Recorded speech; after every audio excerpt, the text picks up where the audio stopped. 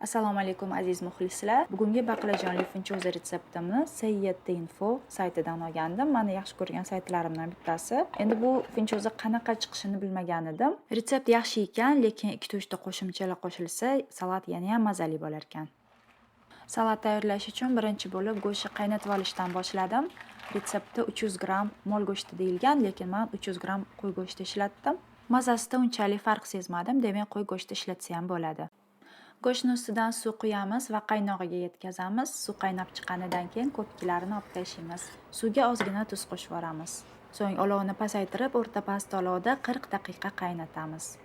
Endi funchozani tayyorlab olish kerak bo'ladi. Men guruch unidan tayyorlangan funchoza ishlatdim. Bizga 100 gram funchoza kerak bo'ladi. Quruq funchoza ustidan qaynoq suv quyamiz va 5 daqiqaga qoldiramiz. 5 daqiqa o'tgandan keyin funchozani yaxshilab sovuq suvda chayib olish kerak bo'ladi. Funchoza ustidagi shilimshiqlarni yaxshilab yuvorish kerak. Xohishga qarab funchozani kesib chiqsa bo'ladi. Men maxsus oshxona qaychisi bilan kesib chiqdim. Endi 150 gram piyozni maydalab olamiz.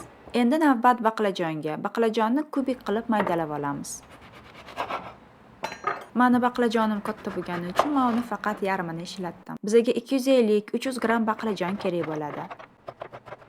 Endi tovamizni qizdirib, o'rta past olovda piyozni pishirib olish kerak bo'ladi. Men o'simlik yog'idan, avokado yog'idan foydalandim. Piyozni hajmi kamayib, rangsiz bo'lguncha qovuramiz.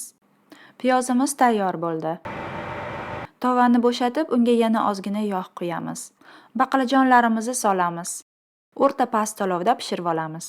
Baqlajonimiz tayyor bo'ldi. Endi xuddi shunaqa qilib, bir dona bulg'or qalampiri va bir dona qirg'ichdan chiqarilgan yoki salomka qilib to'g'ralgan sabzini ham xuddi shunaqa qilib pishirib olsa bo'ladi. Bu funchozani yana ham mazali qiladi. Pishgan baqlajonimizni funchoza ustiga solamiz. Pishgan piyozni qo'shamiz. 250 gram pomidorni maydalab olamiz.